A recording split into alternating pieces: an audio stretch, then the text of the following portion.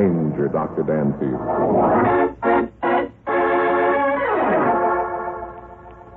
Need it.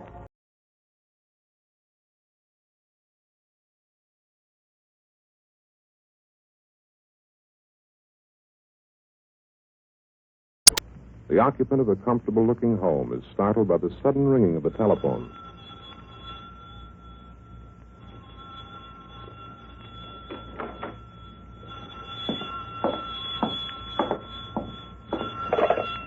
Yeah?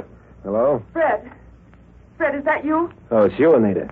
Say, look, where the devil have you been? Fred, oh, thank heavens he hasn't gotten there yet. Who hasn't gotten here yet? What are you talking about? Fred, listen to me. I just saw Henry. Who? Henry. Your twin brother, Henry. You're crazy. No, I'm not. I saw him. He's wearing his uniform, and he's on his way out to the house. I know he is. You're out of your mind. Henry's dead. He was killed in the South Pacific. Everybody knows that. Fred, stop being so stubborn. I know it was Henry. Who else would know better than I?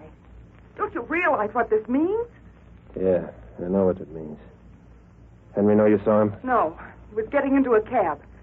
I heard him give our address. Fred, he must know about it. He must. Why must he? Well, don't you see? He went to Hampton first and found me gone and the house sold. He probably tried to find you then and put two and two together. Yeah, maybe he did it that. Somehow he found out, huh? Yes. Fred, what are we going to do? I don't know, baby. It depends. Where you calling from? I'm in a drugstore downtown. And that means that Henry... Wait a minute, baby. Wait a minute.